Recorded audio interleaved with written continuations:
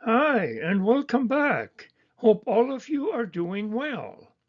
Today, part 4 of Stamp Show Finds, question mark. Let's take a look.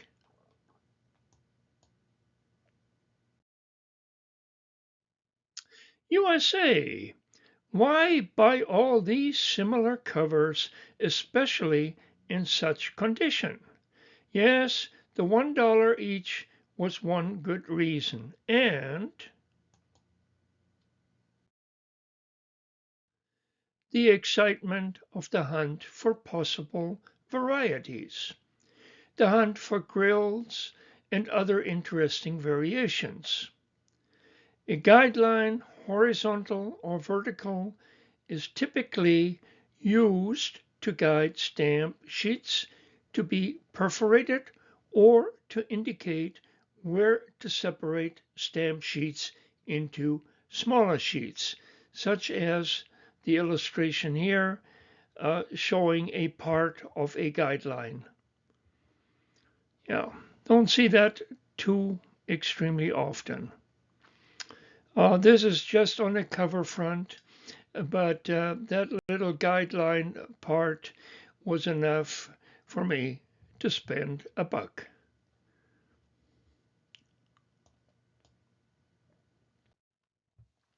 USA, due to the smudgy cancel, a suspicious pattern is suggesting a possible grill. Yeah, you can see here almost like a checkerboard or a waffle pattern or what have you. Uh, kind of suspicious. So we took that step and bought this cover for $1. For an easier identification, I soaked the stamp and then reaffix it carefully in its original position. The on-cover catalog value for this F-grill is only $14, but nonetheless, grills on cover also are not that often seen, especially not for $1. You can probably see the pattern right here between these 4 arrows. And this was the cover. So anyways, yeah, sometimes we take gambles, but these are small gambles. Uh, when I reaffix the stamp, I use only water-soluble glue, such as that from Stamp Salvage. First, line up the stamp precisely to match all the canceled portions that carry over from the stamp to the cover. Hold firmly on one end in place. Slide dampened salvage under part of the stamp. Put little pressure here. Pull salvage gently out. Press down for glue to set up. Then do other half of stamp. And yes, I do plan to do a video on grills later, going through this process again in a little bit more detail.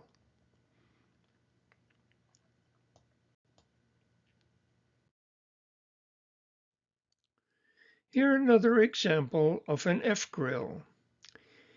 Counting points and measuring grills strains one's eyes for sure. Yeah, I can tell, especially as old as I am, but nonetheless, it does not deter, and I enjoy the search and investigation.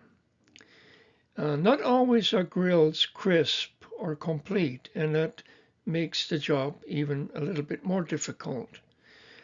This grill is not nearly as pronounced as the previous one. But here too, on the cover, I don't know if it's visible on the screen or not, but is a slight indication of a, I call it checkerboard pattern or waffle pattern. So anyways,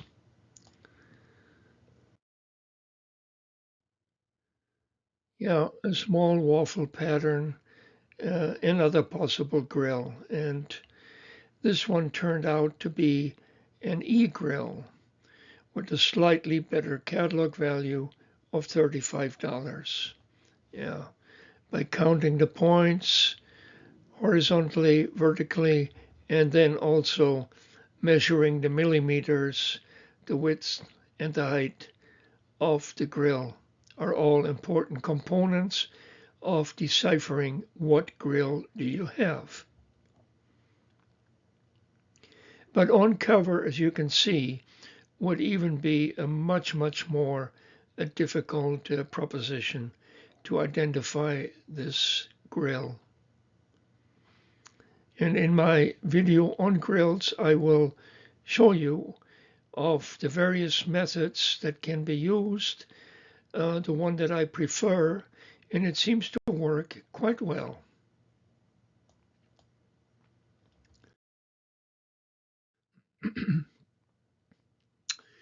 These two covers turned out to be just normal low catalog value items. If the Memphis cover could be tied to the CSA, or Confederate States of America, that of course would be good. But the cancel date is just not fully readable, sadly. But nonetheless, $1, not too bad.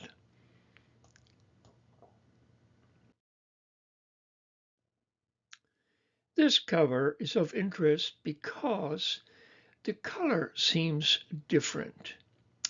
Well, again, this one probably another case for the expertiser, because it would take a professional to actually make that determination.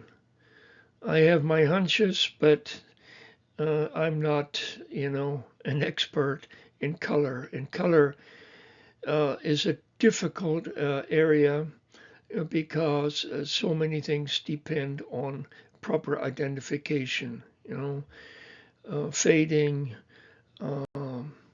chemically affected stamps, perhaps, certain washing, and so on and so forth. And oxidation too.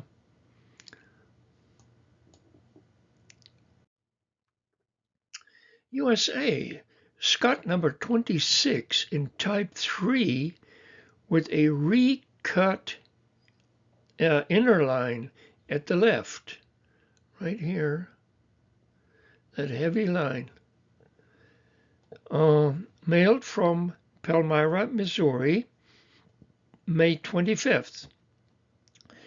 This variety catalogs $500 with no on-cover value listed.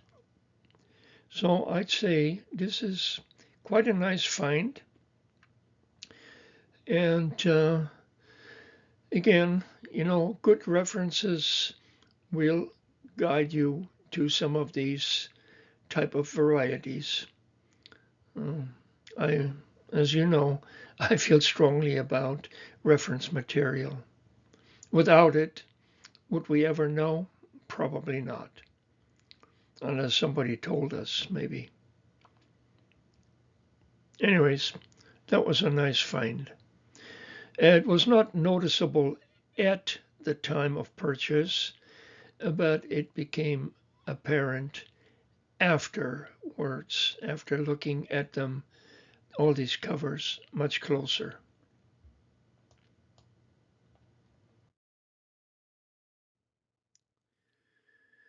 Yeah, this item probably not much to do with stamps, but anyways, it was in a $1 cover box, and it is a U.S. Navy Equator Crossing Certificate signed by none other than His Majesty Neptunus Rex and Davy Jones, his secretary.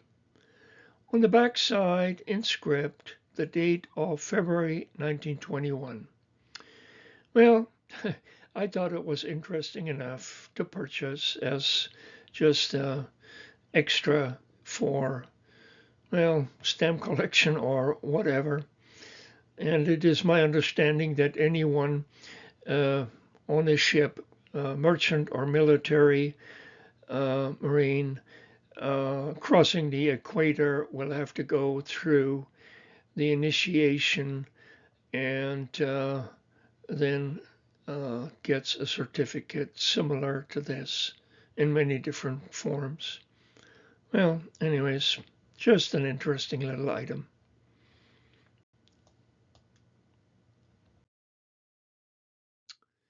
Well, I hope you enjoyed at least a little of my video, and hopefully give me a thumbs up if you haven't already, and subscribe if you haven't already.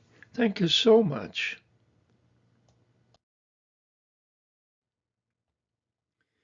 Yes, as we can see in a few videos lately, that sometimes a person does not have to spend huge amounts of money to also come up with an occasional treasure.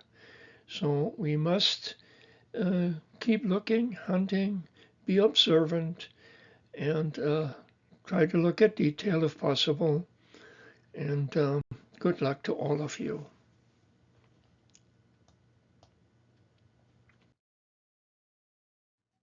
My channel, Stamp Space, My Fun Things. Thanks again, and stay healthy.